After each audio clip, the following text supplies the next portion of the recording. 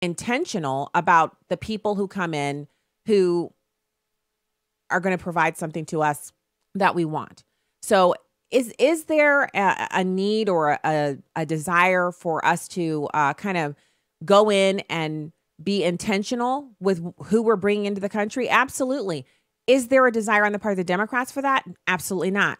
I truly believe that in the seeking of votes, they need people to come here who are interested in government services and the kinds of programs that Democrats put forward. And the reason why they need that is because they don't have a steady stream of voters, even with all of the indoctrination, even with the control of the K through 12 schools, even with the control of colleges and universities. Once people go out and start earning money, they become less inclined to be really excited about services and things that come from the government. They actually begin to want to be autonomous. The more successful you become, the less of your money that you've earned, that you've gotten an education for, you've gotten training for, or you've earned your way up the ladder, not through education, but just through work experience, the less of that money you want to give to the government, especially when the government is usually in charge of things that are failing or poorly run. Even in America, which just goes to show you that government in and of itself is inherently something that seeks to grow and take up more room in the space that's allotted to us. And it's inherently flawed because there is no accountability mechanism other than, oh, this person won't be reappointed, or, oh, this one person won't be reelected. Most incumbents are reelected. The entirety of the process skews towards the propagation of more government, and people don't want that. So it was just with interest that I was listening to Senator Harris, because we've played audio of her on the program before, and it's been a kind of a constant thing with her that she really has like a, I don't know, I know it's adversarial. I know she's an attorney, but she has a way of questioning that is both condescending, insulting, and assumes the very worst about the people that she's speaking to. She treats it as an interrogation, and she doesn't leave any room for the person to expound upon their answers. I believe it's intentional. I believe the style that she uses is such that she can be assured that she's going to show up on Real Clear Politics or some other website for the things that she's saying. It's a way for her to keep her face in the public eye. And remember, so Cory Booker, Senator Kamala Harris, and others, Tom Perez, they have their primary jobs that they do as senators and as leader of the DNC. But the secondary and probably even more important overarching accomplishment that they're trying to reach is raising their public profile so that they can be viable candidates in 2020 for the Democratic National Convention and the nomination. So Kamala Harris is quite famous for many different reasons, and so is Cory Booker. But they're needing to raise their profiles even higher than that. And so that's why Cory Booker's rant, that you probably have already seen the video of him, he's wild-eyed, his fingers are all over the place, he's gesticulating, he's, angrily looking around the room, and his voice is elevated. He's yelling at DHS Secretary Nielsen. He's yelling at her.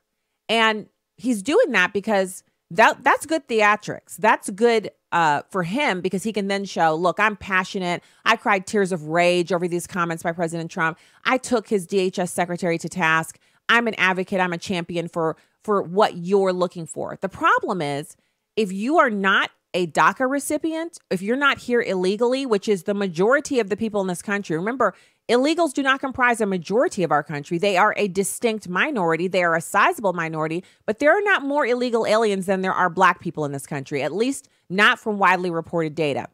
Now, if we were to ever come to a place where there were more illegals than there were Black people in this country, the Democrats would drop Black people like a hot brick. It wouldn't even be you'd have to look in books to find Democrats courting Black people after that. So we're pretty sure there are not more than 40 million of them here. I'm pretty sure there are more than 11 million, but certainly not more than 40 million. So you've got the Democrats advocating for a small minority of people who are literally diametrically opposed to the aims and goals and good natural cause and effect relationships of one of their largest constituencies, which is the Black community. So the things that benefit illegal aliens are negative for the Black community. Illegal aliens compete with lower income Americans for jobs. Doesn't matter what color you are. Illegal aliens are competing with lower income Americans for jobs because they don't yet speak English, or if they do, it's broken English. It's not like illegal aliens are coming here and they have college degrees and they're competing with white college educated voters. They're not. They're competing with people on the lower end of the scale. They're filling up the hotel and hospitality jobs, retail. They're filling up the food service jobs. And those jobs are entry points into the workforce where you can then work your way up and out. You can work that job while you get some education. You can work that job while you get some training. You can work that job as an extra job to help you get over a hump, get bills paid off, get from one neighborhood to another with savings and a deposit on a bigger place. And these are the types of things that Black people are being prevented from doing by the influx and remainder of illegal aliens, the ones who are staying here, working, taking up jobs, and they're doing the same thing. This is the thing that Gutierrez, with his crazy comments, Dick Durbin with his chains comments. Watch the video from yesterday if you don't know what I'm talking about with the chains comment from Dick Durbin. Senator Dick Durbin thinks every time someone says tire chains or chain migration, Black people instantly go into a fugue and have to try to figure out how horrible was slavery really? How horrible was it? And so all of the idiotic comments by these people are driven. Look, every day, and I'm happy you asked that question because are driven by a desire to make race the primary issue. And I'm not interested in, beating a dead horse. But if you think the Democrats want illegal aliens to join Black people in their communities, they're two competing interests. You have to know that. So when we get back, we'll have our first guest, Erielle Davidson, and more. Stay right there.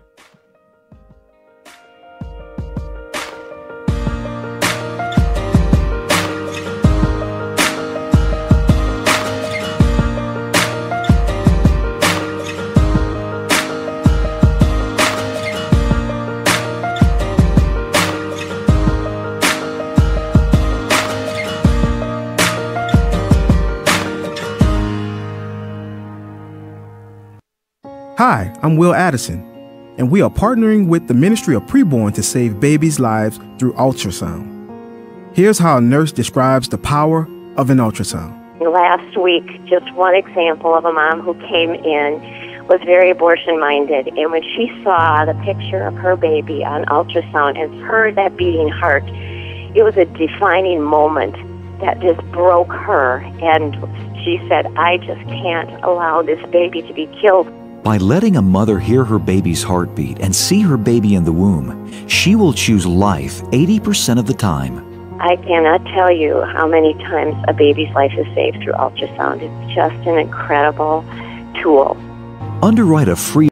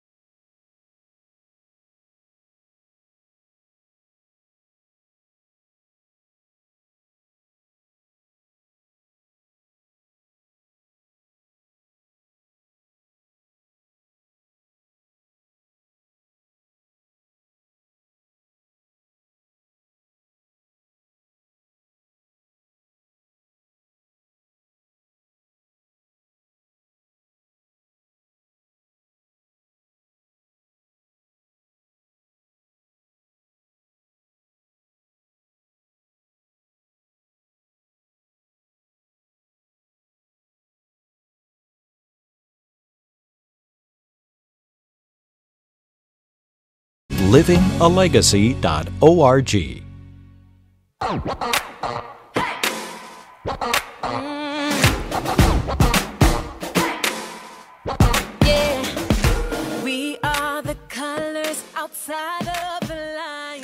Welcome back to the show, everybody. Thank you so much for being with us today. Make sure and share the show. If you're watching on Facebook or YouTube, share the program. Let other people find out what we're doing here. And just as a point of clarification, yes, I'm the co-chair of Project 21, among other things. Wife, mom, StacyOnTheRight.com is where you can find out more about me.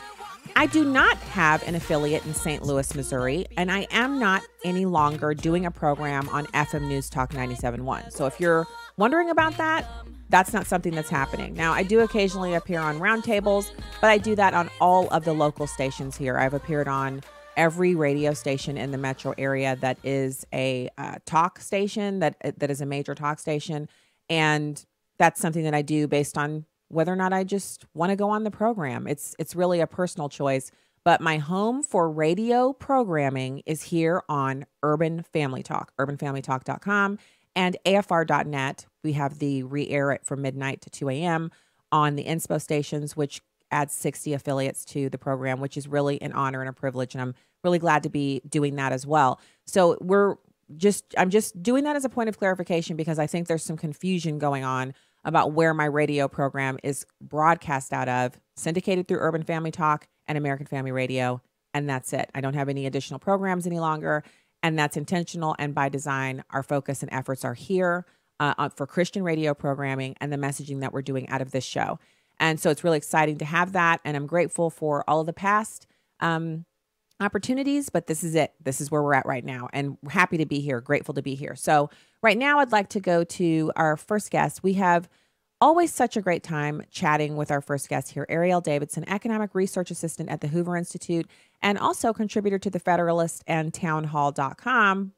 Great websites. Hey, Erielle, thanks for coming on today. Thanks for having me, Stacy. Always a pleasure to talk to you. Yeah, so I don't actually have a topic here, but I think there's so much news going on. We could probably run through a bunch of different things, starting with the abominable behavior displayed by Cory Booker and Senator Kamala Harris towards Secretary Nielsen at the hearings. Yeah, I mean, that was, I just think it was funny because we've sort of approached a time now where we have a bunch of figures on the left in particular. I think they're trying to do their major grandstanding in preparation for the 2020 presidential election.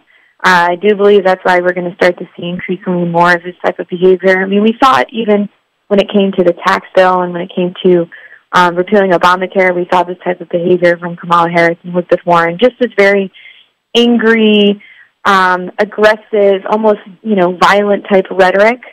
So it doesn't shock me to see, Cory Booker engaging in this kind of over-the-top angry rhetoric once again. And I do think it's there's a path to glory and fame if you're able to attack Trump or members of his administration. That's a point of fame.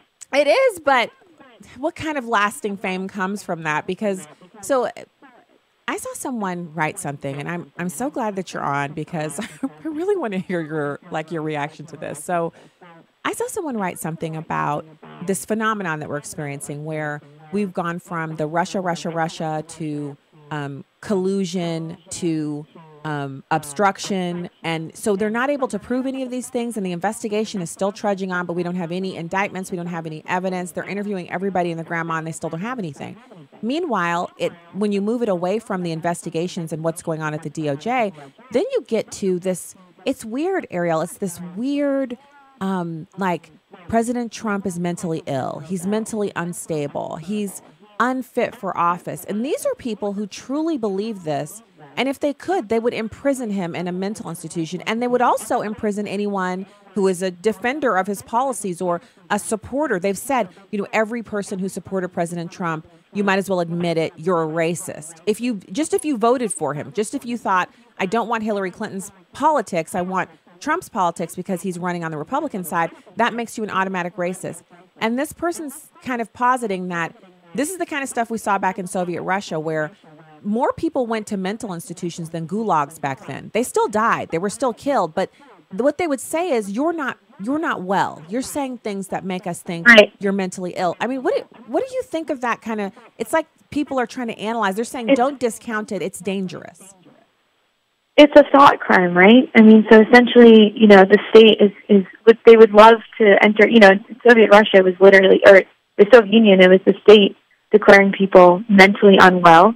And imagine how much power that gives bureaucrats to go after their enemies, to go after political dissidents, to go after anybody who doesn't follow the mainstream or main line of thinking. So I think it's a very dangerous sort of arena to enter, in which you have people, especially in the media, I've noticed this, becoming sort of psychiatrists in a way that I think is very dangerous, because they're not qualified to be making these type of statements. And in fact, for all intents and purposes, their behavior over the last year, since Trump has been elected, has been anything but sane and balanced and responsible. Yeah. I think about some of the nature of the protests that took place, and then I think about the type of journalism that was put out over the past year. I'm thinking particularly from MSNBC and CNN. I mean, there's just this very strange, bizarre fixation on Trump to the point of hysterical, hyperbolic. I don't know if you caught recently this past week, there were numerous comparisons made between Trump and Stalin. Stalin killed 30 million of his own people. This was a man, and then there were suggestions from political consultant, I believe he was on MSNBC, who said, the only difference between Trump and Stalin is that Trump has, some more virtuous people surrounding him. I said, my God, have we really approached a time now where, it's okay to make a comparison between Trump and Stalin? I mean, this is from totally out of the stratosphere. And this does a disservice to the victims who suffered under Stalin's repression. Well, and the people who moved here to escape the aftermath of that. You know what I mean? Like, there are people who are descended from people who actually experienced life under Stalin. They escaped. Somehow they made it out. They're Americans, and their descendants are the ones who, we're all living together now in modern day, 2018. That's an insult to their memory, but it absolutely, also, isn't it? Absolutely. My stepmom's grandfather was killed by Stalin. Yeah. I mean, it's unbelievable. It is. But is it a fundamental misunderstanding of what it was? Like, so Stalin wasn't just a single bad guy. He was actually the purveyor of an ideology that led to totalitarianism and murder, because the policies didn't work, and anyone who noticed this isn't working, people are starving, those people had to be eliminated and killed because they couldn't permit any dissent at all. It's the ideology that is most dangerous. Stalin, yes, a demon, dangerous, but it's something that's still out there today. The Democrats are peddling this kind of thought control.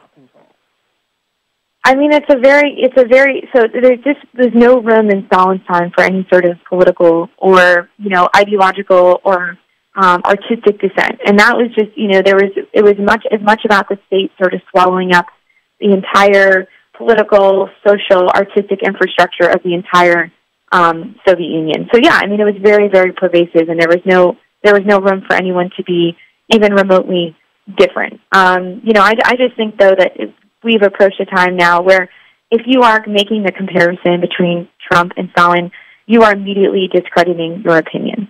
If you're making the comparison between Trump and Hitler, you are immediately discrediting your opinion. Does that mean that I think Trump is flawless? Absolutely not. I think reflection is healthy. I think criticism can be healthy. But I think when you devolve into this level of hyperbolic garbage, it really just subtracts from anything you say thereafter. I'm not listening to you anymore. If you're talking about Stalin and Trump in the same sentence, and, Lawrence, I can't remember, I think it was Lawrence O'Donnell, who portrayed the idea that Trump and Stalin were on the same side. I said, what? He had a tweet that said this. I said, oh my gosh, are you kidding me? This is unbelievable. And yet, it's another day in the life of the media cycle. So, well, it is, but this is one of those situations where we have the opportunity to kind of educate people a little bit, and so we're talking about Stalin he wasn't just someone that his people elevated. He worked hard to come from where he was, I think, in the military, to move out of that environment and to take control of that country. He had distinct ideas about what should be allowed and what shouldn't be allowed, and he was ruthless. He started Yeah, he started as general secretary of the Communist Party, which was really just a paper pusher job, and he elevated that particular role to be commander of the entire country, the Soviet Union. So he elevated the role himself because he was actually a mastermind. There's a lot of parallels between the way Putin's risen to power and the way Stalin rose to power. Mm-hmm. They both were put into roles that really didn't have. They were supposed to be sort of bossed around and weren't necessarily supposed to have much significance, and they rose to tremendous prominence. Both horrible people, but there is some parallels between how they've gained power. Yeah. So yes, let's have a comparison between how Putin rose to power and how Stalin rose to power. They're both in the same country. They're both in the same. It's the same governmental system. It's no longer the kind of communism that was a danger, but it's not representative republic over there in Russia either. It's an amorphous kind of weird amalgamation of what's left over after communism falls, but people still don't know any better because Putin's from the KGB. So it's not like he was, in some like college environment learning all about representative republics and how they're so much better and capitalism is so awesome. He's just working with what's left over, the detritus of the fall of communism. And the most important thing to him is that he's in power, not that his people advance or that, there's so much fantasticness, just that their military is strong and able to contend with the United States and that he's in power, he's in charge of all of it, and that they don't lose any more of their countries, the satellites and all of that. That's why he's so anxious to get control of the Ukraine again, because he wants to rebuild what was then, what failed. But I'm interested in the conversation about, so I do understand the opposition to President Trump. I understand it because I'm not that far off the heels of being in the Obama administration, the rule of the Obama administration over the American people, and watching the things that they did with horror, utter disgust. So I understand the revulsion. But I never said Barack Obama was a communist. Now, I think he had some socialist leanings, and he definitely was into the propaganda that leads people to believe things that aren't true. But I didn't see Barack Obama as the kind of person who would kill Americans or round them up and send them to concentration camps. Like there's a difference between Barack Obama, the person that I oppose politically and ideologically, and Stalin or Hitler. So I never made that comparison. Why do liberals feel like there's some kind of, it's such a leap? President Trump, a rabid capitalist, comparing him to Stalin or Hitler. These were not people who understood capitalism or even how to run a country. It's just, I don't understand how we get from there to disliking President Trump and his policies to Hitler and Stalin. I mean, I couldn't even tell you. I wonder if it's just a lack of historical knowledge of understanding, like, fundamentally how deeply horrible Stalin and Hitler were. I mean, I don't know how you could go through a history class in the United States and not walk away with that feeling. But I also just think it's a irreverence for the victims of both Nazism and communism. And I think it's this sort of self-centered critique, to believe that our suffering under Trump is special enough to be compared to those who were, suffering under Hitler or suffering under Stalin. I mean, it's a ludicrous proposition. But when it comes down to it, it's a sort of self-centered, narrow-minded worldview, right? To think that your suffering or your suffering as a liberal in the United States is even remotely comparable. And so I think that, to me, is just a sense of closed-mindedness and self-centeredness that I couldn't even begin to comprehend. Stacy. And I'm laughing, Erielle, because it is so far outside the realm of what we are experiencing here. I mean, if you read, you can read history books and you can read how brutal it was. Right. I mean, the kind of stuff that we see represented sometimes in movies, but still not even real enough. It's not real enough until you really read about it, and you have to kind of immerse yourself in it. And when you do, you have to throw off the shackles of freedom and liberty that we currently enjoy, where you can tell a police officer, "Don't touch me." That's how we're used to living. And back then, people just disappeared in the middle of the night. And they were sent to work camps where they died within 18 months because they were not just hard labor, but hard labor outside, no food. They would literally wear the people's bones down. They'd be skin and bones, and then they'd throw their body into an unmarked pit, and the family would never see them again. It was just horrifying. And that's sometimes after the people had been tortured for weeks and weeks on end, and some of the people didn't survive the torture. And there's more. There's so much more to what people who lived under communism, Marxism, fascism, the different regimes that propagated that, we don't even understand what it was like. And it was their normal existence. And it went on for decades. These people, the military was there, and the secret police was there, and everybody was under suspicion. And the only people who were safe nominally safe, were those who were in power. And even they would rat each other out. Or even in Stalin's close circle. Yeah. I mean, that's really, he purged the entire military as well. I mean, that's one of the reasons that the Russian military was suffering so much under Stalin, the Soviet military, because he purged the military as well. I mean, he was, towards the end of his time, he was hysterically anxious about being challenged from within. And so he went after not only his own population, but the people around him as well. I mean, he was extremely dangerous. So when I think of how the comparisons between, as of late, the last couple of days between Stalin and Trump, it's laughable, because it's not even within the same realm of comprehension. And in addition to what you just said, which you just completely wrapped it up, but I'll just add one tiny little bow. We have a United States military that is populated majorly by conservative, rural family type people.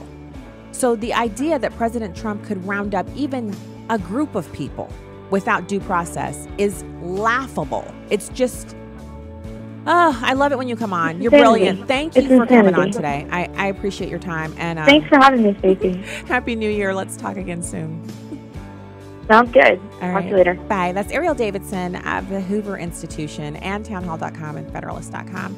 This is Stacy on the Right. We'll be back with more here on urbanfamilytalk.com. Stay there.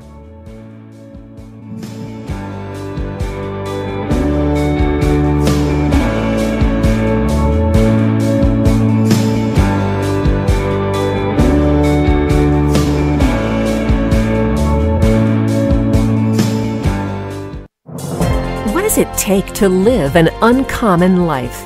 Here's former Super Bowl winning coach Tony Dungy with today's uncommon moment. I used to get questions from people all the time about how I could justify working in the football world and being a Christian. It's such a violent game. What about all that bad language? How can you justify playing games on Sunday? Without a doubt, spending time in a locker room or on a football field definitely has its moments of being in the world. But I've also come to realize that God can only use us in the world if in fact we are in the world. The tension that may arise there requires godly wisdom and the Holy Spirit's leading. Stay close to God and let His wisdom and leading guide you.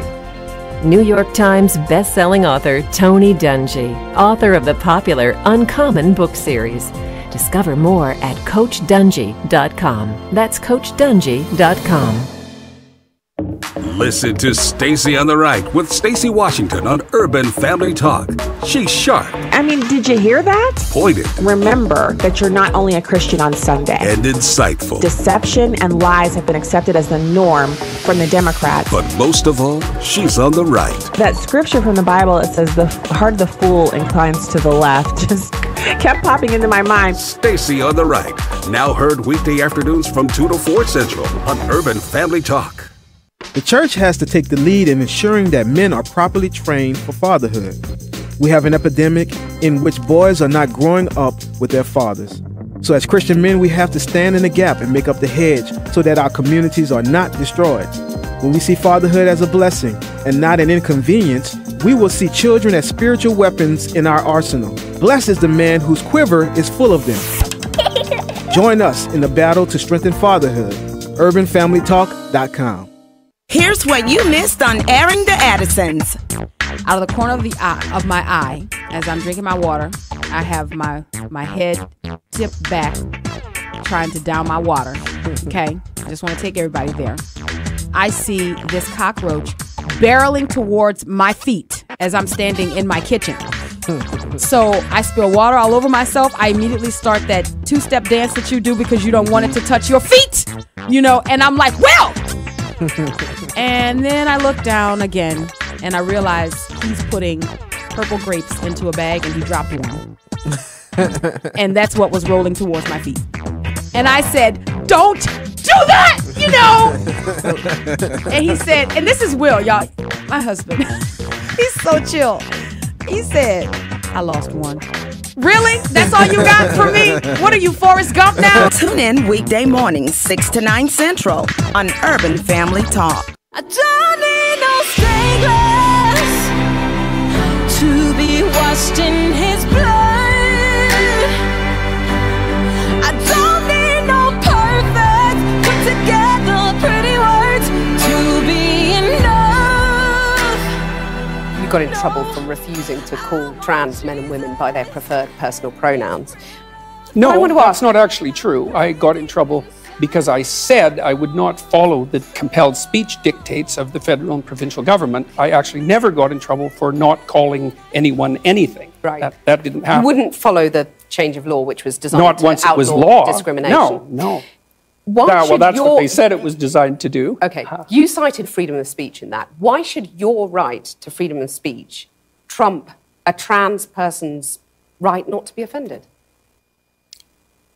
Because in order to be able to think, you have to risk being offensive.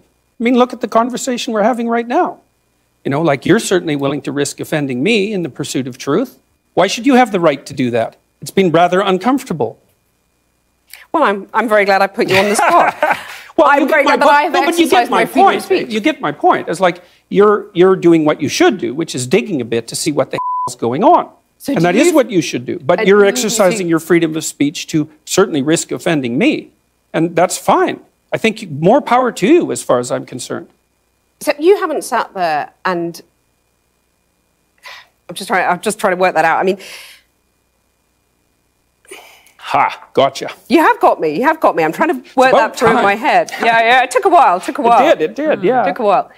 You have voluntarily come into this studio and agreed to be questioned. Mm-hmm. A trans person in your class has come to your class and said they want to be called That's never happened. And I would call them she. So you would. So you've kind of changed your tune on that. No, I said that right from the beginning. What I said at the beginning was that I was not going to cede the linguistic territory to radical leftists, regardless of whether or not it was put in law. That's what I said. And then the people who came after me said, oh, you must be transphobic and you mistreat a student in your class. It's like, I never mistreated a student in my class. I'm not transphobic, and that isn't what I said. Okay, so welcome back to the program, and you're listening to Jordan Peterson. He's a Canadian professor, and all around, he's written a ton of books. I don't agree with everything that he says, but he is one of those people who, in the face of liberal obstinance, remains utterly calm, cooler than a cucumber, like an ice cube inside the freezer, nestled in one of those little ice cube things that we don't use anymore, the little ice cube containers that we don't use them because everybody has an automatic ice maker now. He's like that all the time. No matter what question, as crazy as it might be, he always answers back with, a smirk, and he sips his water and he's just chill, okay? And maybe it's because he's done the research, he's done the homework, and he doesn't feel the need to get upset or worked up because in his mind, it doesn't matter. He's sharing his opinion and the research. Oh yeah, my producer says it's called an ice tray. That's how far off from using one I am. We don't even own one anymore. And it's actually smart to own them still, because if your ice maker goes out, then you can still make ice. Anyway, that's an aside. So what I'm talking about here is this man's demeanor and his ability to handle, which was a very combatant, and it was combative, a very combative interview by this British television presenter. Now, she came at him this way because that was the agreement. It was a debate between the two of them. But she started almost every sentence with, well, if you feel.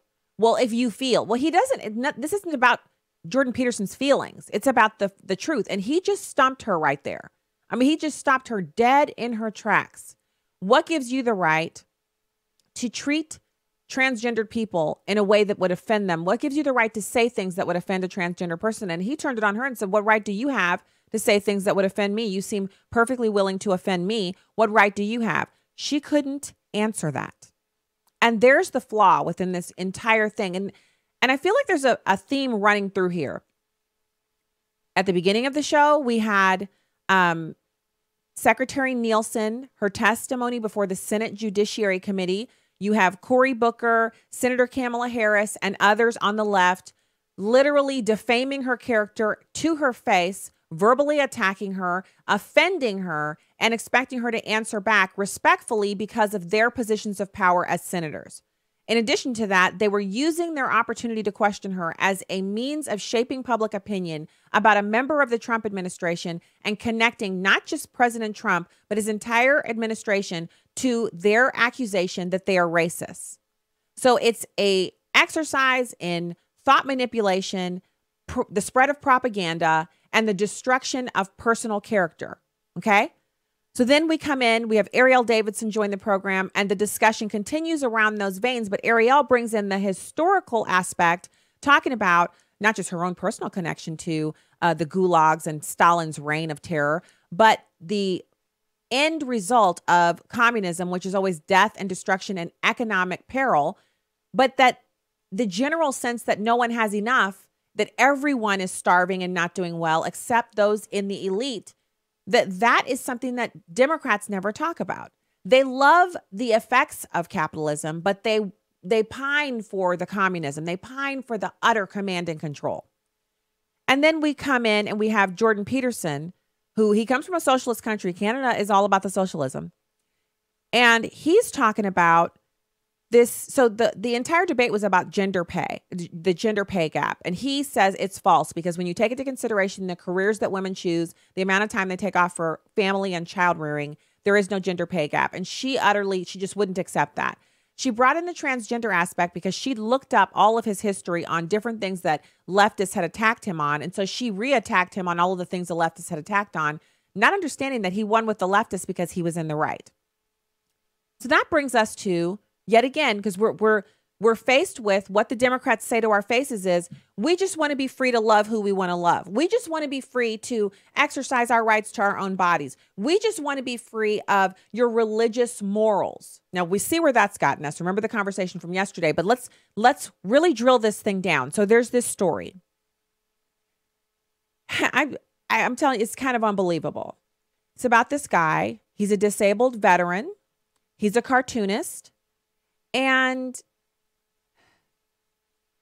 he says on his own personal Facebook page, well, first you have to go back to this whole story with it's genuine, and let me unpack it the whole way because there's no way for me to get around like telling you the whole story. So because I wanted to kind of quickly boil it down, but I'm going to walk you through the steps how we get to this place where I'm connecting this to the fascism and utter control, thought control of other people's bodies that the communists and Stalinists actually foisted upon their people to their utter destruction, and how this same kind of thought is going on here in the United States today.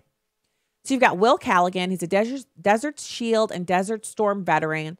He's suffering Gulf War syndrome. He's out of a job. Now, he was working, but now he's out of a job, and it's thanks to the leftists. So Callaghan is this talented comic book artist, and he was contracted with, as an independent contractor, like me, regular person, with Short Fuse Media Group to produce comic books. Now, we can't explain Comicsgate today, but here's where the rubber meets the road. Comic books and the people who create the comic books, they've been co-opted by the left to be kind of the primary vehicles for advancing the social justice warrior narrative through the introduction of same-sex characters, lesbians, LGBT, QRA, all the different kinds of alternative sexual activities and identities you can assume. They've been placing those in the comic books. And so hardcore comic book fans have been very upset about this because they don't want to see these worlds and universes that have been formed over, decades kind of perverted and turned into vehicles for convincing people that a man can be a woman if they just change their clothing and all that kind of stuff. So Callaghan is a conservative Christian. Again, Gulf War veteran, is suffering from the Gulf War syndrome, and he produces these comics on contract. One of the ones that he does is Grimm. And so if you're a comic book person, you know what these are. I'm not a comic book person, but the story is important to you and me because you don't get to control who you want to have a relationship with if you listen to the leftists. So Alpha Dog Studios is the comic book purveyor that he worked for. And a few weeks ago, to bring the basis of the story, rapper Genuine was caught in an uncomfortable situation where a transgendered male to female tried to kiss him. So this is a famous person, genuine, a rich person, a famous person. He didn't want to kiss this man. He knew that the guy was a guy, but he was living transgendered as a woman. He said, I don't get down like that. I don't want to kissing or anything like that. And when the story was presented to the media, the internet accused him of transphobia. Now, there's the crux of what we're talking about here. It is not enough for them to say they want to control their own bodies. They are now advocating that if you are a man and you would prefer to be kissed by biological women, to be approached by biological women, in other words, you are unwilling to kiss another man, even if he's dressed up like a woman, looks like a woman, smells like a woman, and has all the accoutrement of a woman, if you know it's a man, you don't want any of it, you are transgender phobic. Now, does that sound like just leave us alone so we can love who we want? It sounds like they're saying you don't have the right to decide that you're attracted to people of the opposite sex. And you know why it sounds like that? Because that's what they're saying. So here it is.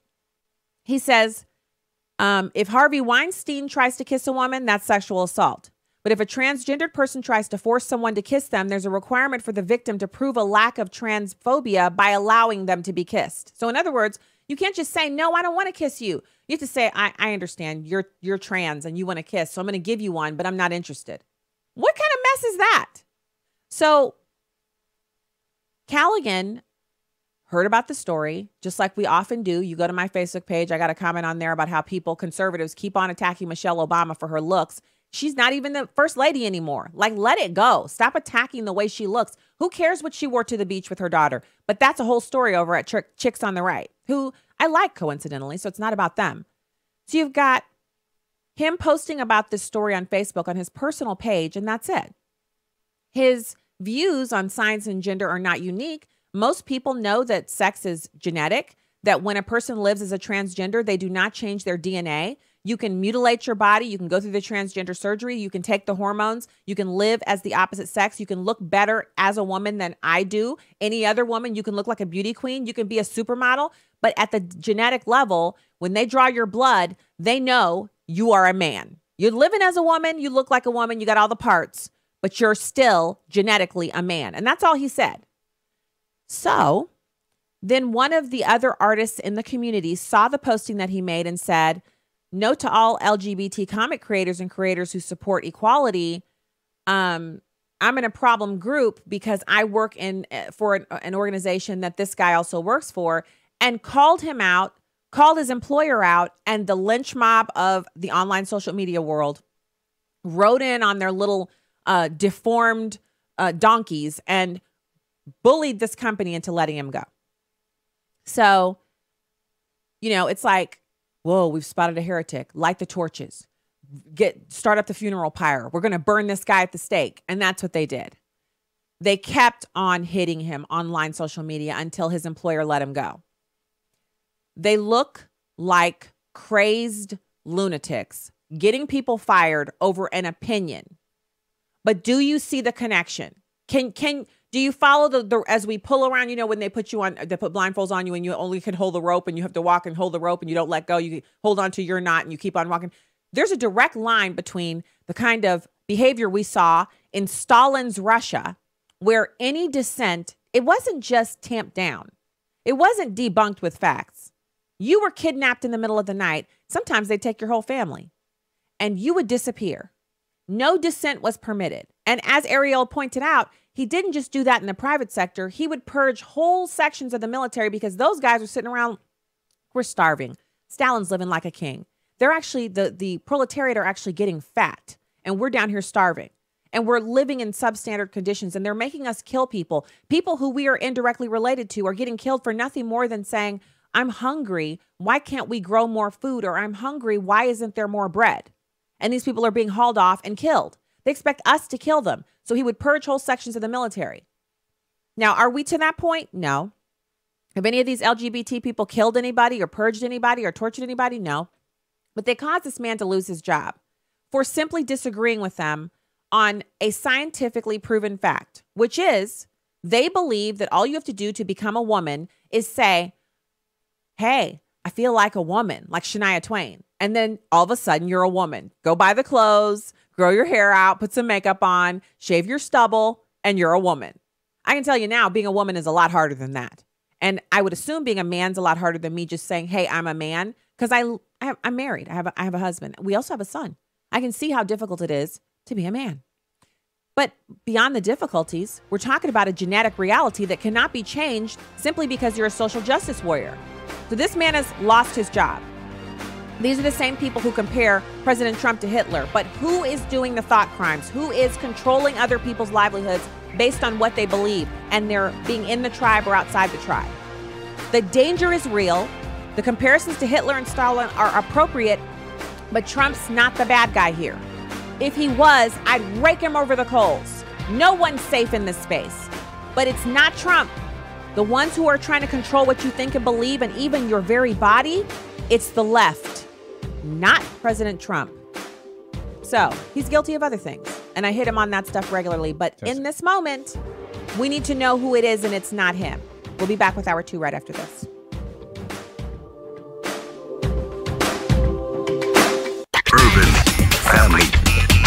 Urban Family Talk.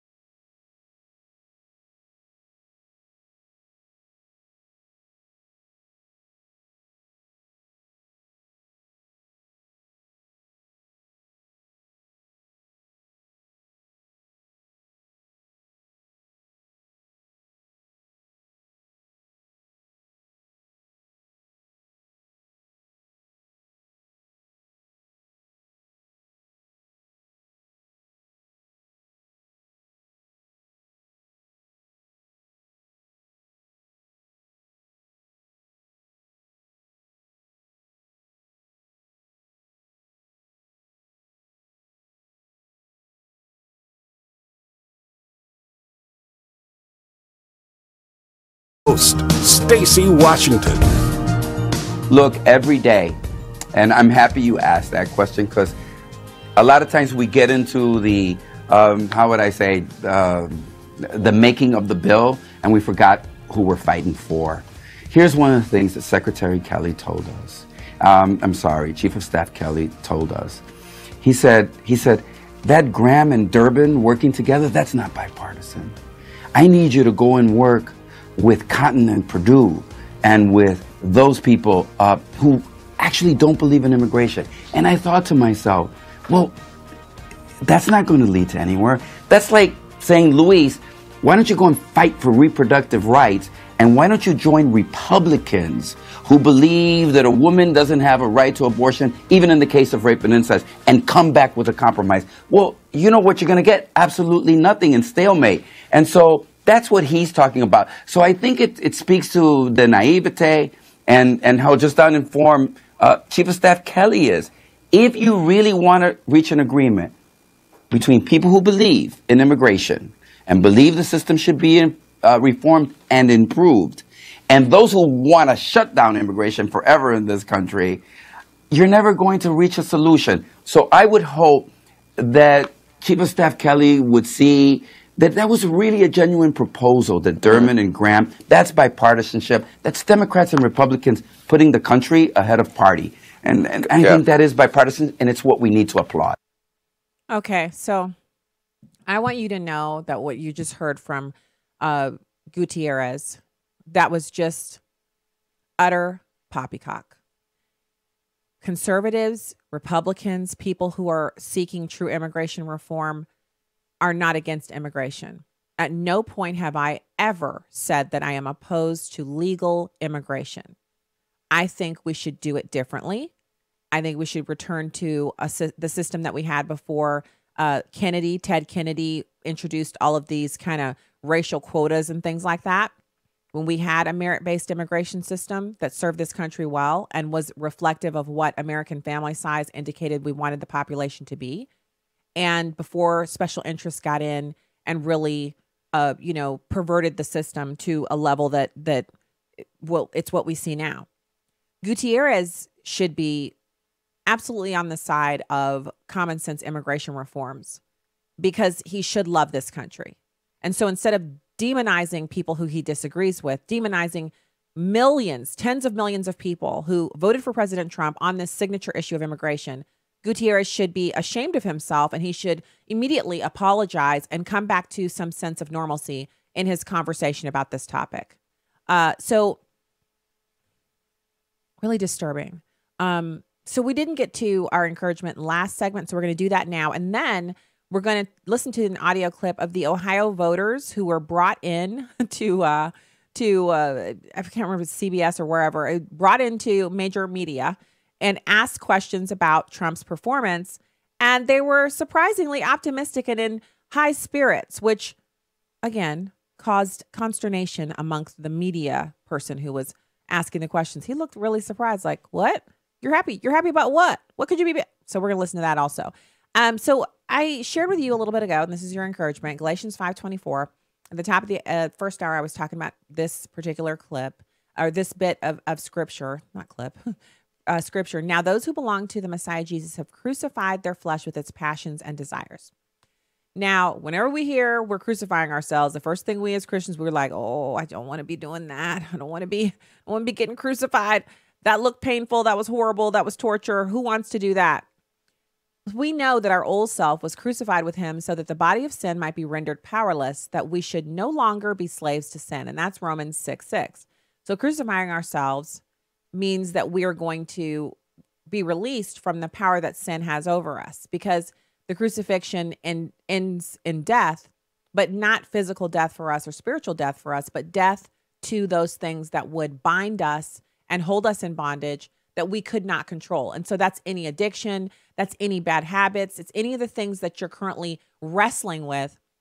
We want to crucify ourselves in the flesh so that we can overcome those obstacles. So that's what this is about. And really, it's a comfort, because you think to yourself, how many different things have you thought a year ago, 2 years ago, you're like, I'm working on this. A year later, you're still working on it. You're like, wow, am I still working on this?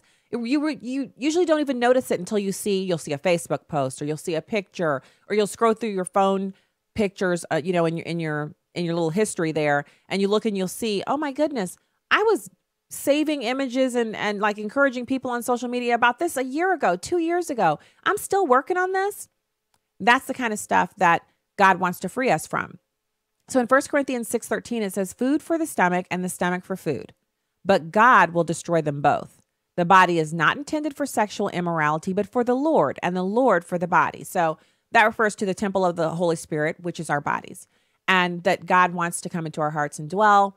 And he can't do so when we're immoral and engaged in sexual sin, because sexual sin the reason it's mentioned so often is because it's a sin against yourself. It's when you're sinning against your own self, your own body, and introducing things into your own flesh that are not only detrimental to you physically, but emotionally and spiritually.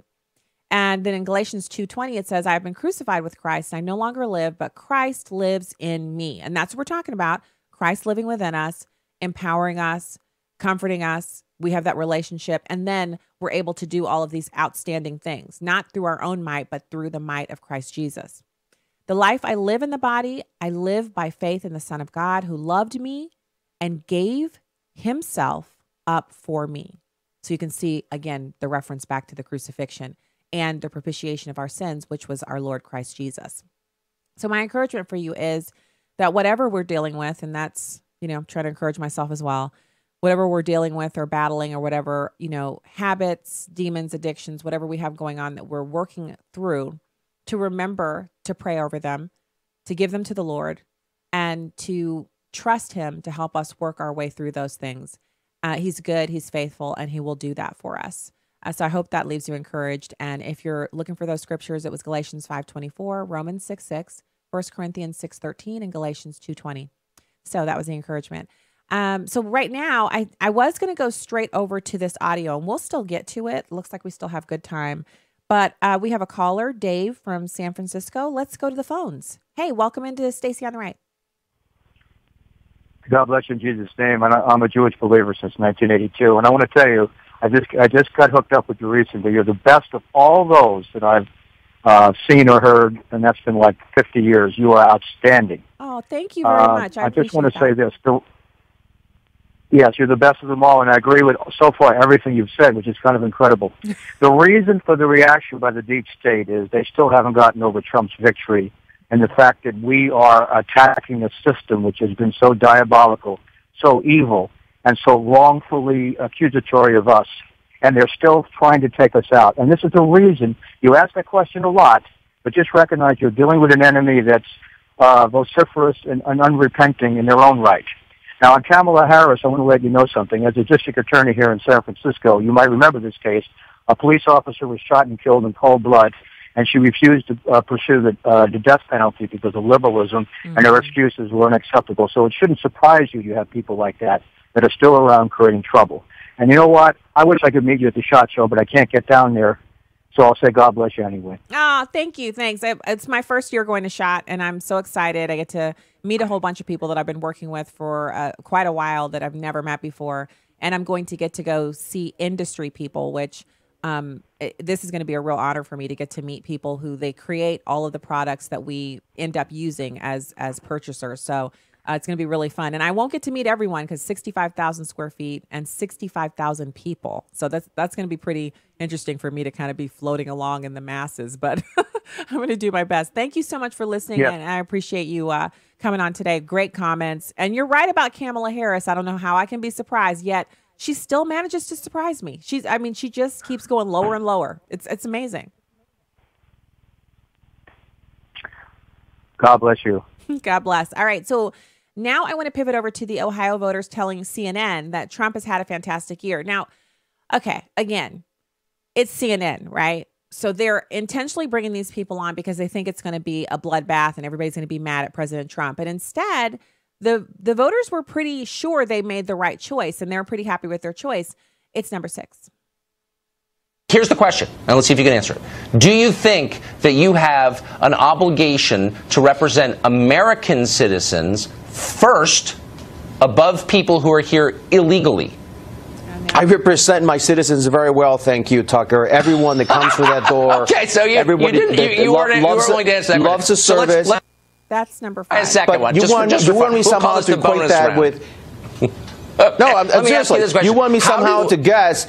You want me to just guess what? Because they have to be blue-eyed and blonde to be able to say, "Okay, you're American." I mean, look, you know what I mean? It's ridiculous that you would even say something like that. I'm just saying. I mean, that's is that your test for citizenship? I don't know. I can't tell. You know what a loathsome little demagogue you are to say something like that. No, I'm saying. I mean, how do you want me to ask? Little demagogue you are. How do you want me to ask, Mr. Cardenas? How do you want me to ask whether they're citizens or not? I want you to answer my question simply. I'm answering. Do you have an obligation to American citizens of any color over people who are here illegally? It's really simple. Can you answer all my obligations, Tucker. I meet all my obligations to the people that from the entire city, people that I meet on the streets as well. How do American citizens benefit from protecting illegal aliens in Chicago?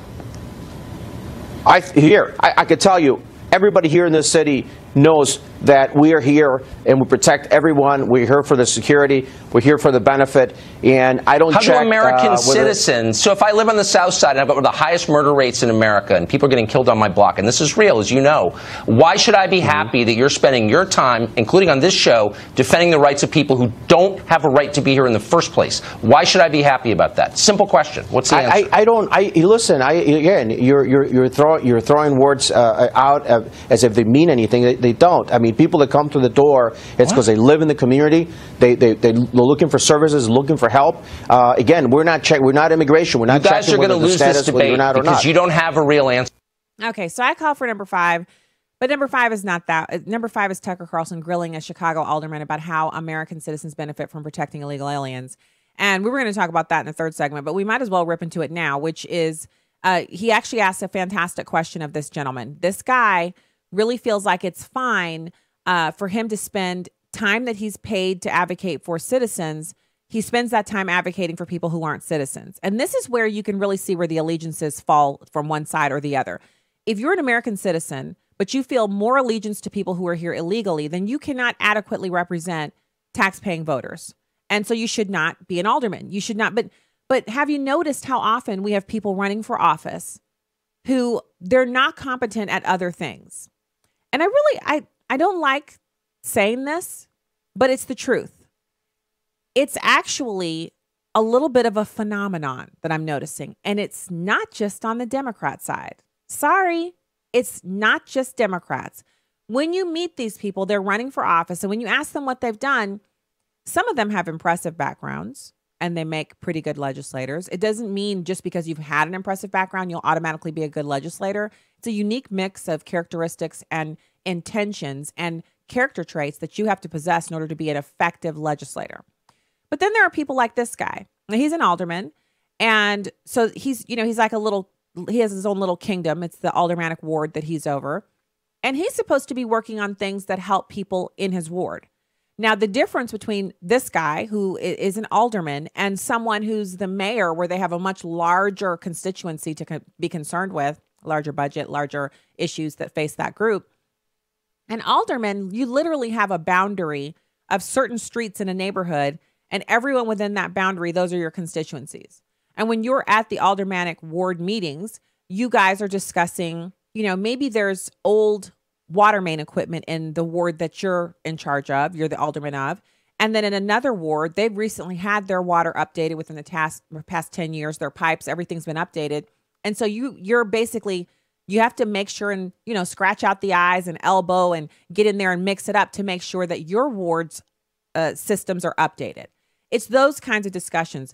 Trash isn't getting picked up, or there's a particular bit of crime in your ward that doesn't exist in some of the other wards. And so you want to lobby and effectively gather support to get some of the police presence in these safer wards transferred over to yours so you can tamp down on the crime. Instead of him working on those types of bread and butter issues, he's advocating for illegal immigrants. And who's paying for that? The taxpayers in his ward. So the question that Tucker Carlson asked was absolutely on point, and it was what should be asked. The next thing that needs to happen is he should be unseated because he's not fit for the job that he's been elected to do. you know, we wouldn't know about that if it wasn't for Tucker Carlson. So kudos to him. When we get back, we are not going to have our guest. She has a commitment. Something happened. So we'll have more from you. You can call the show, 866-963-2037. More Stacy on the right after this.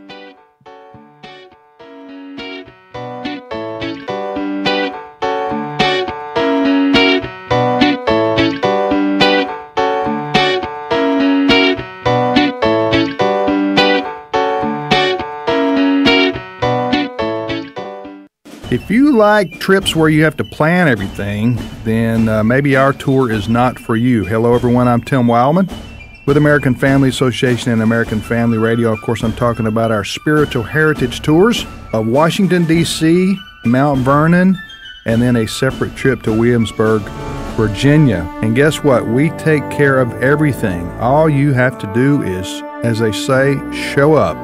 But we take these spiritual heritage tours twice a year, once in June and once in September. Stephen McDowell of the Providence Foundation, who is a historian, will be joining us for both tours, and he will tell you everything you need to know about the places, the times, the events that we will experience on these tours of Washington, D.C. and Williamsburg. For all the information, just go to the website spiritualheritagetours.com. That's spiritualheritagetours.com for everything. This is Viewpoints with Kirby Anderson. You know, when it was announced that all of the 2017 senior class in a Washington, D.C. high school graduated with college acceptance letters, various news outlets called it a miracle. Teachers, students, and administrators and parents were celebrating. It turns out the miracle was cheating. Both NPR and Washington Post ran stories about Frank Ballou High School boosting the graduation rate from 57% to 100% in one school year. It was too good to be true. The story collapsed 2 months ago when an investigation by WAMU and NPR found that dozens of these students had high rates of unexcused absences. Records show that 141 graduating seniors had at least 30 days of unexcused absences, and 86 had at least 60 days of unexcused absences. This is fraud at numerous levels. First, it is taxpayer fraud. Ballou High School received some $12 million for fiscal year 2017. Teachers cooked the books and perpetrated this fraud on the taxpayers and community. Second, it is a fraud to allow students who often miss class and didn't do their work to walk across a stage and receive a diploma. Some of them could scarcely read or write. Only 9% of the students passed DC's standardized test in English last year. None of them passed the standardized math test. Third, it is a fraud for colleges that accepted them based upon fraudulent academic records. Students will either have to take lots of remedial courses or else flunk out within a semester or two. And it is fraud for any student who was rejected by those colleges in order to make room for these students who did not actually graduate with a diploma. It may be tempting to think that this is a singular exception, but I wonder if there are other examples of schools that haven't been caught yet. I'm Kirby Anderson, and that's my point of view. For more information about issues covered on Viewpoints, visit pointofview.net. Pointofview.net. Sometimes I wonder if you're really listening, or if all of my words are just leaving my mouth floating up in the air. I've been told that I'm crazy, putting all of my faith into the arms of somebody else. Spend nights awake wondering if he's there. Welcome back to the show, everybody. Stacy Washington, host of Stacy on the Right here on Urban Family Talk and American Family Radio. UrbanFamilyTalk.com/Stacy is the website. You can also take the poll questions over on the homepage and read the articles, which often are written by the very same hosts on this network. And really, really excited about, as you heard one of the callers, or a good caller we just had just there, talking about me going to SHOT Show next week. It'll be a couple of days where I'll be live from there, so you'll have to watch the Stacy on the Right show page and stacyontheright.com. I'll be covering the event for my own blog from there, and I'm really excited about doing that because it'll be my first time, and it's going to be an opportunity for me to meet some people that I've only worked with and kind of virtually known, and then meeting lots of other of the suppliers and all of that. And really, I'll be covering it a bit from the nonpartisan aspect in that these suppliers are not political. They're actually... They make the holsters. They make the add-ons and accessories for the firearms. Some of them are firearm manufacturers, and there are going to be some really unique products and lots of things geared towards women. but lots of other fun things. And so for my first time, I don't know how many of the exclusive events I'll be able to attend, but you know me, I'm going to try to shoehorn my way into everything I can, and I'm excited about it. So that's an update on that. And the call lines are open this segment, 866-963-2037, if you want to join in. Thanks to everyone who's watching on the Facebook pages and the YouTube live stream, and everyone who listens on terrestrial radio, which is the traditional, hey, you're in your car, hey, you're on your phone, the apps, the live stream. Thank you for being here and tuning in and for sharing the show. Really appreciate that. I also want to do like a little housekeeping one because I mentioned it briefly during the first hour that I'd posted on Facebook. It's actually on my personal page because that's where I saw it. I saw someone else share a story from Chicks on the Right on my personal page about Michelle Obama looking horrible in some cutoff shorts and a beach cover up. And she's at the beach with her daughter and some Secret Service agents and Valerie Jarrett. And I know it's kind of controversial because a lot of people don't find Michelle Obama attractive, and that's your own personal choice. I'm not a huge Michelle Obama advocate, obviously, because I disagree with her politically, especially on the things that matter, like pro-life and, the sanctity of marriage, the sanctity of human bodies, many issues. We could just go on and on and on. But I do think it hurts us as a movement when we attack Michelle Obama's looks. And I say that because I used to watch, sometimes people would say,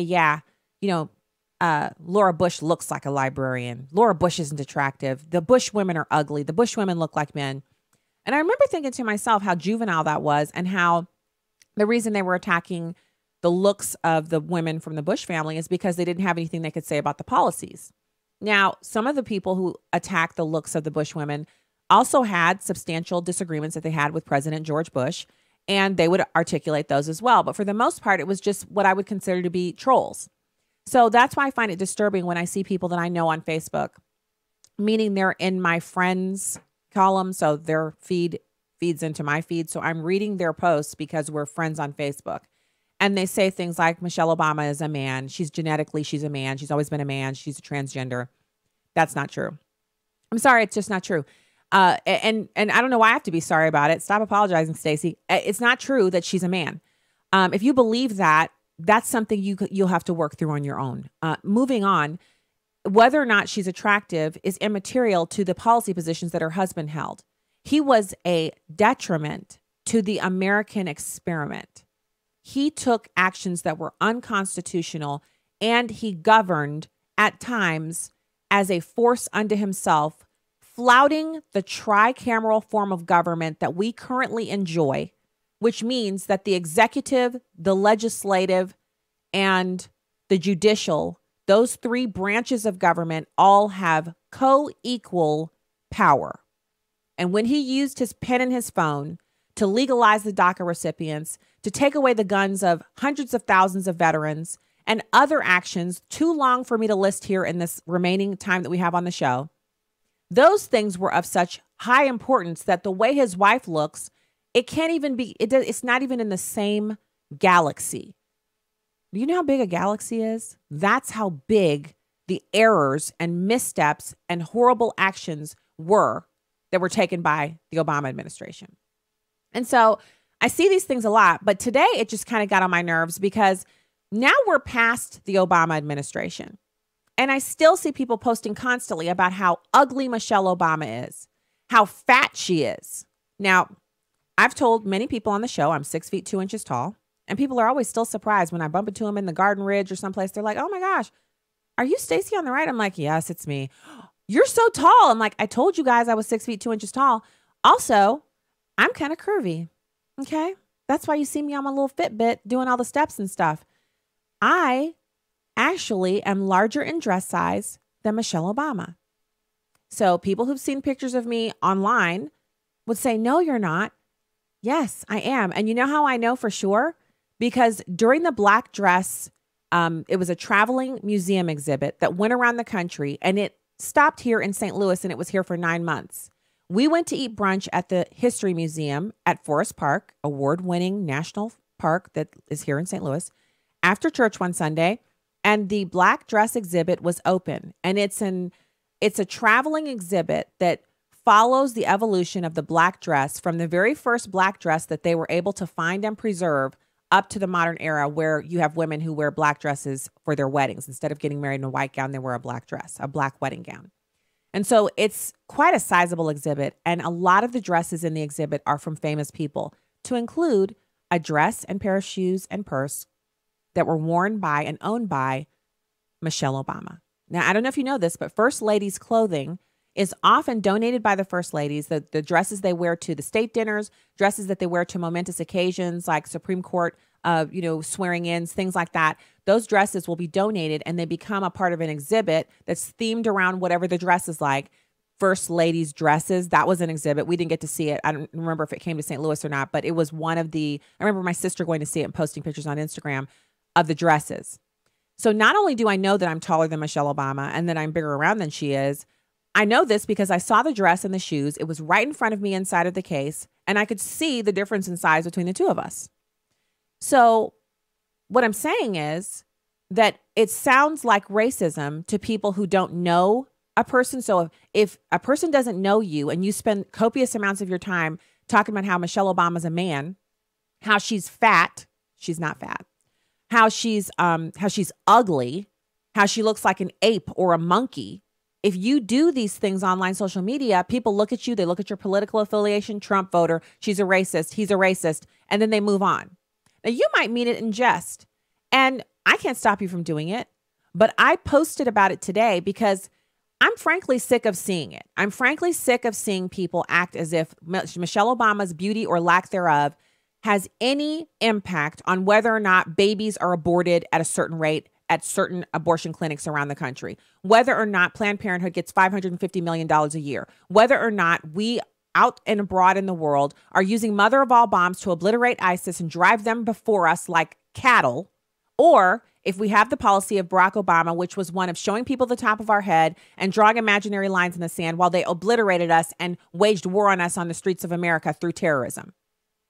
There's stuff that's important, and then there's stuff that's kind of like, I don't know if you guys use it. I don't. But if you're going to post stuff about Michelle Obama being a man or a transvestite or being ugly, maybe you should put that on Snapchat where it disappears after one person has seen it, because you don't want that associated with you. It just makes other people think you're a racist or that you're not that smart. So there's a lot of conspiracy theories. I even went online one time after someone posted something about Michelle Obama being transgendered. And I said, you know what? I think this is ridiculous, but maybe I should look at this and watch the video that they posted to see, is this like a thing? Like, is this real? I can't believe people think that this woman is transgendered. So I go online, I watch the video, and you know how it is on YouTube. You watch one video, then all the other videos that are similar to it show up. And so I spent an hour watching videos about Michelle Obama being a transgender. And in all of the pictures, someone has taken the time to use Photoshop to place a suspicious looking bump in her groin area. And you can tell it's Photoshopped. I could tell on my phone that these things were Photoshopped. So what I'm saying to you is every American is free to do as they please. Everyone can post whatever they want. But the ramifications of what we post, they come back to us. The same way that people were insulted by the idea that the president called certain countries an expletive in describing what kind of people they send and what the environment is and what the government is. And a lot of people were turned off by that. People are turned off by this obsession with the looks of Michelle Obama. The only problem is the Republicans already have the Democrats calling us racist all day long. They're always hitting us on that. It's ridiculous. How can I be a racist against black people? I'm black. I'm married to a black man. We have black kids. I'm not against black people. I am just for common sense Christian conservative policy. That's not racism. And I know so many white people who I'm good friends with. These are people that we eat with, we go to church with. We are in personal relationships with these people. They are our friends. They are Republicans. They are not racists. But when we allow ourselves to be distracted from the main event, which is policy and continuing to be free religiously here in this country, and we make it about Michelle Obama's, the size of her rear end, whether or not she's wearing cutoff shorts while she's on vacation. I mean, I'm glad nobody's following me around on vacation when I'm on the beach and I have on my black cover up that I bought at Walmart over my bathing suit. I'm glad no one's commenting on that. It's not that I think I look horrible, but I just don't, why does that to do with anything, what she's wearing at the beach. So that's what that post is about. I've already had a couple of people message me on Facebook, and, you know, I'm not mad. I'm just calling out what I see as something that hurts us. It hurts us. We can't hit them if we're too busy over throwing sand in each other's faces about how ugly we think Michelle Obama is, which coincidentally, in my opinion, I think she's actually very attractive. But she's not everyone's cup of tea. And I'm already married to a man, so there's no danger of me ever having to, you know, really like think about that beyond the fact that I think she's a beautiful woman. Other people don't. Everybody has their own opinion. Next, right? So at this point, let's go to the phones. We have Arnold from Nebraska. Thank you for calling Stacy on the Right. Well, good afternoon, Stacy. Hello. Let me say a belated Happy New Year to you. Happy New Year. I am just so impressed. I just want to tell you this before you get too big now, because you're doing great. I just want to tell you, you're doing absolutely fantastic on the TV shows, the interviews that you're doing. Girl, God's got his hand on you. You're going to blow up big time this year, and I'm looking forward to it. I'm so glad you're speaking truth to power. And we're not, and like you, I'm not falling for the bright, shiny things to distract, but going after policies and things like that that really benefit or could affect your family, my family, and the rest of the families out here in the United States. I just want to make one quick comment. I just want to comment on the fact that the Democrats, they have nothing else left to play in their playbook, but they always go back to the deck of cards, which they have two, possibly three cards, or ace in the holes. If they can't get things passed through common sense, through policy, they fall back and they play the race card. If that doesn't work, they play the sex card. And I forgot.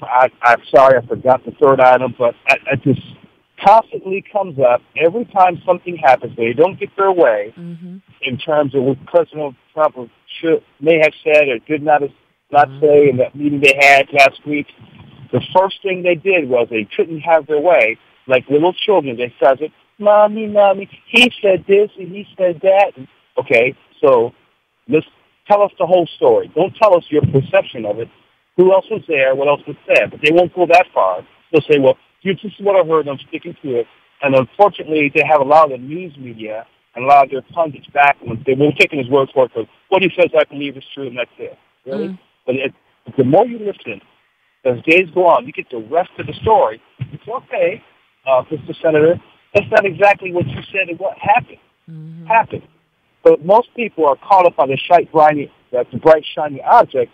They don't care what's going to come out later on. Truth. They just focus on the things that are said now, and they run with it.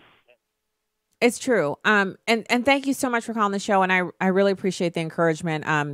You know, we do what we can, and that's what I'm trying to do is what I can. And I am kind of like the that crazy Bugs Bunny type where I'm always looking at the next thing and I'm like, I want to do this, I want to do that. And I'm just like, you know, Freak City, running as fast as I can.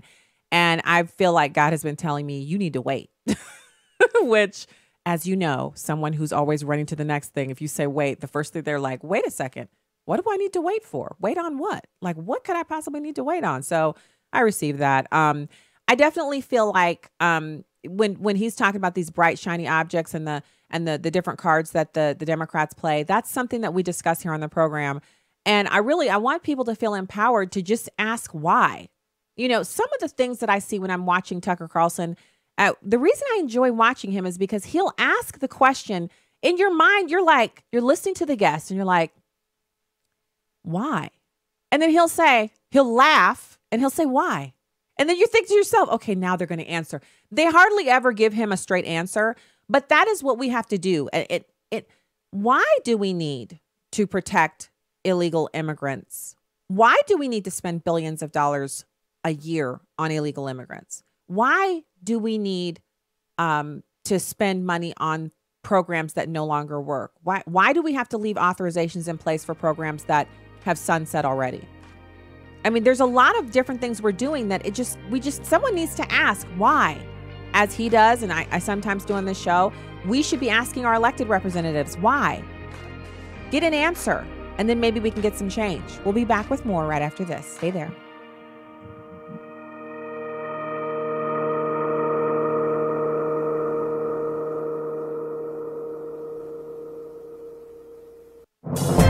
does it take to live an uncommon life? Here's former Super Bowl winning coach Tony Dungy with today's uncommon moment. I used to get questions from people all the time about how I could justify working in the football world and being a Christian. It's such a violent game. What about all that bad language? How can you justify playing games on Sunday? Without a doubt, spending time in a locker room or on a football field definitely has its moments of being in the world. But I've also come to realize that God can only use us in the world if in fact we are in the world. The tension that may arise there requires godly wisdom and the Holy Spirit's leading. Stay close to God and let His wisdom and leading guide you. New York Times best-selling author Tony Dungy, author of the popular Uncommon book series. Discover more at CoachDungy.com. That's CoachDungy.com. Family is an institution set forth by God, one man and one woman for life, with the outflow being children produced by that union. It's obvious to all that there is an attack on the family in our country, and especially on fathers. Whether it's the cycle of sin that persists in our families or the pressure from our government to exclude men from being intimately involved, the strategic battle is on for the souls of men. Join us in the battle to strengthen fatherhood. UrbanFamilyTalk.com. Hello, it's your girl, Victory McIntosh. Catch me Monday through Fridays from 6 to 8 p.m. Central for the Jesus Jams, where I'm all about putting a good beat to some good gospel music. I'm here to inform you of today's hottest topics, along with many of my favorite jams. The Jesus Jams is a place for truth, wisdom, and empowerment with good music. Catch me Monday through Friday, 6 to 8 p.m. Central on Urban Family Talk. More than 1 million believers have signed the pledge to boycott Target, and we urge you to join them. The American Family Association opposes the policy of Target allowing transgenders into the bathroom of their choice.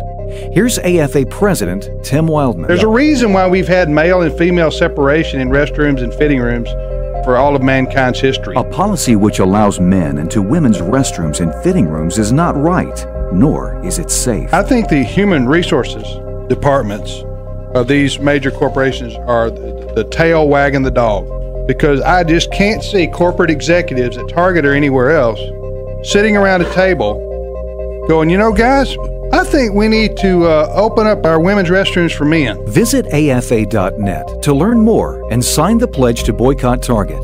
Don't spend your money at Target until they stop putting our family members at risk with this dangerous, politically correct policy. That's afa.net.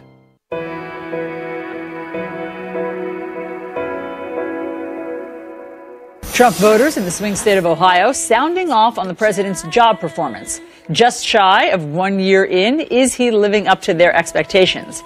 Here's CNN's Martin Savage in Youngstown. Anywhere you look in Youngstown are reminders of what's been lost. Factories, jobs. The city's population is down by almost 2/3 from the 1950s. The economy wasn't just disappearing here, so was a way of life. And I realized that the core foundation of the country is slipping away. I mean, it got to a point where I did not like the direction that my country was going. The answer for many was Donald Trump. In 2016, according to the Mahoning County Board of Elections, approximately 7,000 registered Democrats switched parties to become Republicans. He said he's going to make America first and he's going to bring jobs back. Donald Trump says you're in lousy trade deals. We fixed that, the jobs can come back. Something that he said that really sticks with me is that he wants to give the power back to the American people, and that's something that I can certainly get behind. I'm with a pastor, a stay-at-home mom, a student, a machine shop worker, and a union member. Democrats or raised in Democrat families who crossed over to vote Trump. We're 1 year in. How's he doing? Fantastic. Phenomenal. Great. Better than I ever would have dreamt. I mean that sincerely. Really? Oh, yeah. Derek? Yes, I agree. Absolutely. Yes, he's doing wonderful. He's staying on task. We start with a hot-button topic of the moment. How big an issue to all of you is immigration? Huge. Huge. Really? Absolutely. Yeah. In Youngstown, Ohio? Absolutely. And as far as I'm concerned, they're stealing jobs of rightful citizens. It's also about something else Trump voters say is important: rules and respect. I feel like when people come here illegally, that's just very disrespectful. You don't respect our laws, and you shouldn't be able to come here freewheeling like that. A year later, they all still want the wall. Wow. So these people sound like regular people. They're some of them crossed over to vote for Donald Trump. Immigration was their primary issue, and the idea that there's somehow something wrong with them, or that they were going to, not be happy with the results of what's going on. It's been a year. We're approaching that January 20th. It's this Saturday, January 20th. That'll be a full year of the Trump administration.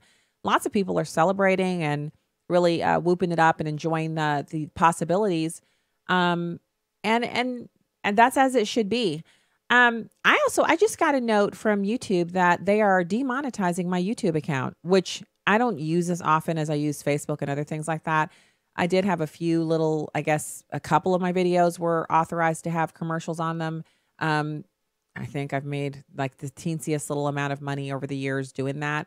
But they just demonetized my account. It starts in February, where I won't be allowed to put on, because I guess I don't have enough, whatever. I have no idea what this is about, other than more clamping down on conservatives. So anyway, they're searching. We've got a lot going on with the left right now, searching and digging and trying to find that elusive, magical bullet that they can apply. It's kind of weird, because it's really, the truth is, and we've had a bunch of people call in and say this, they have not yet accepted the truth of the election that happened well over a year ago. And I don't think they ever will. They're going to be in this position for the entirety of the Trump administration. And it's kind of sad. But it means that they're going to work hard to try to get rid of the majorities that the Republicans enjoy in the Senate and the House. And that's why we have to start right now purposing in our minds that we're going to go out and vote, that we're not going to be complacent, that we're going to focus our efforts on making sure that not only do we go out and vote, but that we bring others with us, because the Republicans, they're not so strong when they're in power. It's bad enough that they're not strong, but that the majority is so slim is even worse. It emboldens the Democrats. It makes the Democrats feel like they've got room where they can get out there and they can take those majorities. And so we got to vote. We can't be complacent. We can't let the midterms be what are traditionally the party in power experiences huge losses during the midterms. We can't let that be our situation in the midterms this time. So here in the last segment, and we talked about Tucker Carlson grilling the Chicago alderman. We also had Gutierrez, and we talked about that. We listened to the Ohio Trump voters. I mentioned that HHS has announced new conscious and religious freedom division. They're moving to strengthen and enforce protections for pro-life healthcare professionals. You can Google that and read it. It's good news for us.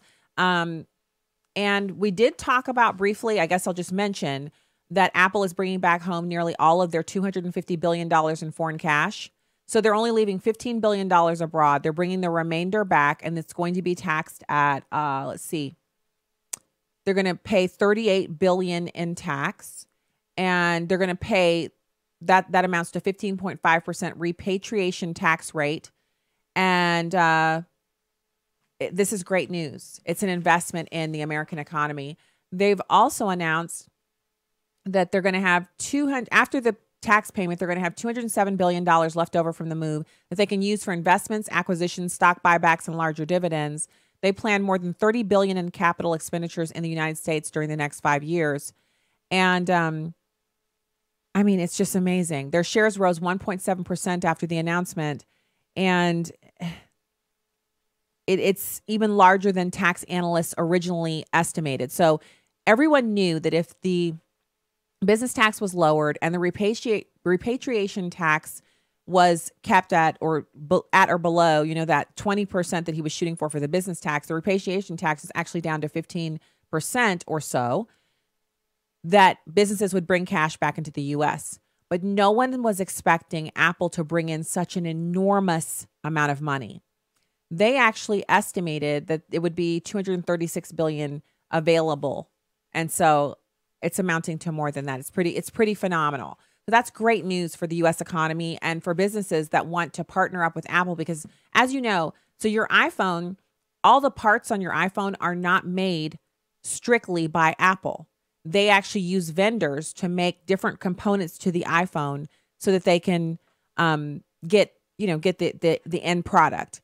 So this is great for those vendors and people who are looking to get into that market. There's going to be room for them to get in and bid and get a bit of that business, the huge market that iPhone has on phones. So there was this article, and we have this last 7-8 minutes of the show to talk about Nikki Johnson Huston, Esquire. She wrote this piece, Why This Black Woman Is Done Talking About White Privilege. Now, I teased this yesterday. Nikki is Black. She is a liberal. She voted for Hillary Clinton. And she's sick and tired of the demagoguery surrounding race. She says she's in serious trouble in regards to this country is in serious trouble in regards to race relations. And depending on your political ideology, you think that Donald Trump or Barack Obama is the cause of this discord. However, these issues have been with us long before the elections of 2016 and 2008. In fact, race relations have been an issue of contention since the inception of this country. Truth. So she talks about white supremacists feeling emboldened. I'm only going to skim through. You'll have to read the piece yourself, and I'll post it right after the show when it's over in a few minutes here. She says, while both sides feel wholly justified in their anger, frustration, and vitriol, politicization of race is doing exponentially more harm than good. She says she'll scream if she hears anything else about black-on-black crime, reverse racism, or white privilege. Not because I don't think they're important or necessary conversations worth having, but because each side is throwing around labels as a way of shutting down perceived opponents in a proverbial drop the mic moment. Not only is the intent not to find common ground, unity, or equality, it is meant to further separate and divide an already fractured populace. Of course, racism still exists, and there are challenges that African Americans face in this country that are purely based on our race. Now, I don't remember if I talked about it here on this show, but I want to say this little caveat before I get back to the rest of her piece, because this is where we sometimes lose out in the argument. As conservatives, I'm always talking about how, yeah, racism exists, but if you work hard, if you do what you need to do, you're going to be able to overcome obstacles. You're going to blast your way through hard work, sacrifice, and of course, you're praying over your work. I talk about that all the time. But it doesn't take the sting away when something racial happens. Over Christmas, as is wont to do in a rehabbing type house like we have, the dishwasher, it just decided it wasn't going to work anymore. So after the actual holiday, right before the kids went back to school, or actually it was right after they went back to school, my husband and I went out on a Saturday. We went out here in West County where we live to a mall where there's a Sears, and we bought a dishwasher. Now, we couldn't take it with us. It wasn't in stock. So you know me, the cold is my enemy. So I have my scarf. So when we go into the mall, I take off my scarf, I take off my hat, I take off my gloves, I put all that stuff in my purse. We go, we shop around, we buy the dishwasher that we came to buy, we come back up to leave. So it's the exterior entrance of this Sears where you have the vestibule and the glass doors. So we're on the inside in the actual store. I set my purse down and I start to bulk back up. I put my scarf on, I put my gloves on, I put my hat on, I zip up my jacket, pick up my purse. We exit the interior doors, walk straight to the other exterior doors, walk through those. And as we step out onto the pavement, a tiny little 1980 Honda drives by, honks the horn, and the windows are down in this cold weather. And the two little punks, they look like meth heads, scream out the N-word and fly the bird. This is all happening as we open the door, we both step out, we look to the left, you're going to cross the street, you clear the road. And there are these two punks driving by. This car is literally, it sounds like it's held together with duct tape. It's kind of sputtering and they're trying to speed up. And then they get to the stop sign, which is far down the road. And this all happens. I don't have my phone out. My phone's in my purse is on my shoulder. My husband's next to me. We watch them go by. We hear what they've said. We look at each other, step into the street, cross over to the minivan, get in. I look at him. He looks at me and we burst out laughing, because we thought the car was actually going to break down. And then he was like, what was that? I said, I don't know. Did they really just yell the N-word? He was like, and I won't go into the whole conversation because it's not fit for radio. But the point is that just happened to us. Not 10 years ago. It's happened to us before. Look, the truth is, listeners, hear me. I've been called the N-word before in public. I was just called the N-word in public a couple of weeks ago in St. Louis, and I don't think it's the last time I'm going to be called the N-word to my face by a white person in public. So the reason why I'm telling you this story is not because I want you to feel sorry for me or because I'm now going to become a leftist or I think that race is the overarching factor in every part of our lives. No, haven't changed my mind about anything. But I'm saying this is something that happens to people. And as Christians, as politically minded individuals who call ourselves conservatives or Republicans or whatever we call ourselves, we have to care about that. Not because it's me that it just happened to, but because it happens. So this isn't about, the conversation that we're having today is not about all white people being racist. It's not about those two punks who call me and my husband the N-word. It's not about that. It's about being able to have a conversation in the face of all of this drama. Cory Booker calling Secretary Nielsen a racist to her face because she works for Donald Trump. That's a part of this conversation too. The fact is, there are no clean hands when it comes to this discussion we're having. And do you know why? Because it's not racism that's the problem. Patrick Hampton just shared on his Facebook page that he was thinking about racism and how Black Americans have been fighting racism since Black Americans were brought to this country or since they immigrated here, depending on what your lineage is. And he said the Lord told him in that moment, this is about sin. Racism is another form of hate. Sin is a problem for everyone. And just like, I've had the N-word hurled at me a couple times, a few times in my life. Other people who may be overweight have been called fat to their face. Other people who may be white have been called a honky. They've been called a racist, and they've not been racist, but they've been called one anyway. People who have differing views on issues have been called bigots. People have been called stupid. All of these name-calling incidents, whether they're racially or they're, about weight or their sexism or it's gender or whatever, these things are all sin, all in the same category. It always hurts. No one likes to be called out of their name. And it's always a symptom of our human nature, which is sinful. We are sinful human beings.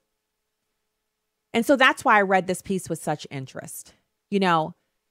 She says that she has an objection to this because it doesn't solve injustice. It doesn't fight inequality. It doesn't fight prejudice. She says she's a lifelong Democrat who voted for Hillary Clinton, and she's tired of seeing her community suffer and not move forward.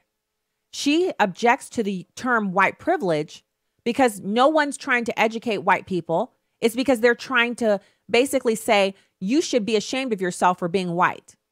That is what a person is saying to a Black person when they call them the N-word. They're saying, be ashamed of who you are because you're Black.